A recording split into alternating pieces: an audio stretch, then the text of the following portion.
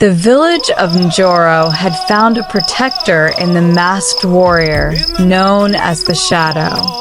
His swift justice had driven away the Hyena Gang, and for a brief moment, peace returned. But evil does not disappear so easily.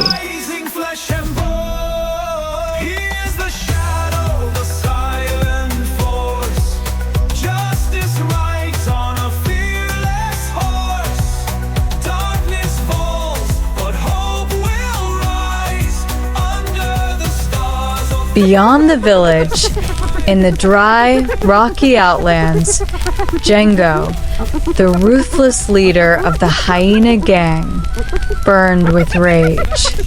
His pride was shattered, his men humiliated, and now he wanted revenge. In the wilderness, Jengo and his defeated gang gathered around a campfire. The flames flickered, casting jagged shadows on their scarred faces. Smoke curled into the dark sky as his men sat in brooding silence, nursing their wounds. Jengo's fists clenched. His eyes burned with hatred. "The Shadow made fools of us," Jengo growled, his voice rough with fury. "But we are not finished. Tomorrow night, we return to Njoro stronger, fiercer, and this time, we will burn it to the ground." His men, though shaken, roared in agreement. Their torches would light up the night once more. Back in Njoro, Kwame, the man behind the mask of the Shadow, sat outside his hut. The cool night wind whispered through the trees, carrying the scent of the earth and distant fires. Yet he found no peace. His instincts, sharpened by years of discipline, sensed the storm approaching. His fingers traced the wooden mask resting in his lap. "He will not accept defeat," Kwame murmured to himself. "He will return."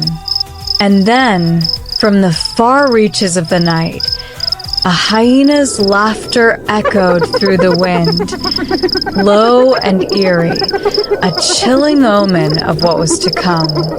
Under the veil of darkness, Jengo and his gang struck. Torches flared, flames leapt into the sky. The once peaceful village erupted into chaos. The air filled with panicked cries, mothers calling for their children, men scrambling to protect their homes. But this time, the Shadow was ready. With a steady breath, Kwame rose.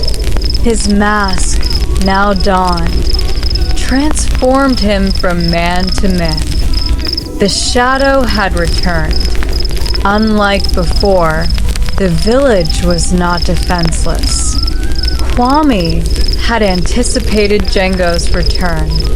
The Hyena Gang charged in, expecting an easy victory, only to find the ground treacherous beneath their feet. A bandit ran forward, only to disappear into a hidden pit. Another raised his sword, only to be ensnared in a falling net.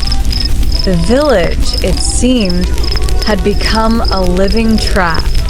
One by one, the bandits faltered. Their confidence wavered. Their fearless charge turned into confusion, then panic. And through the chaos, unseen and unstoppable, the Shadow struck. He moved like the wind, swift and silent.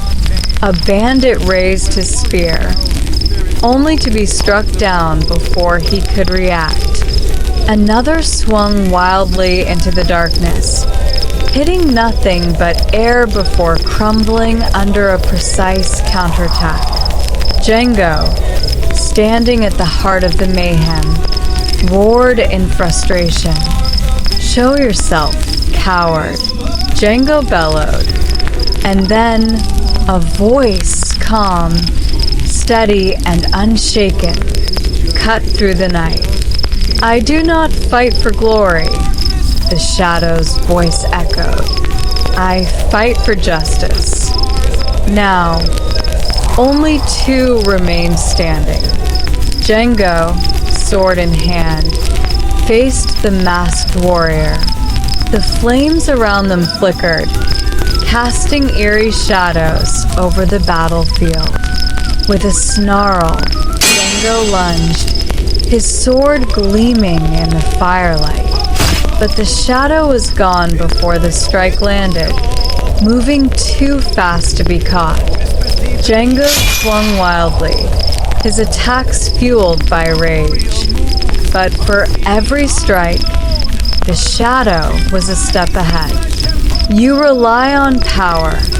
The shadow's voice was calm, almost pitying. "But you have no wisdom." A sudden shift. The shadow swept Jengo's legs out from under him. The warlord gasped, crashing to the ground. Jengo lay in the dirt, beaten. His gang, seeing their leader fall, exchanged fearful glances.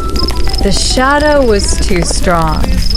One by one, they turned and fled, vanishing into the night like the scavengers they were.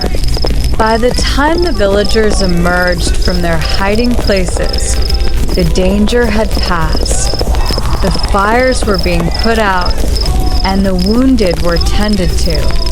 But one truth remained unshaken. The shadow had won again. Yet his war was far from over. As dawn broke over Njoro, whispers spread through the village.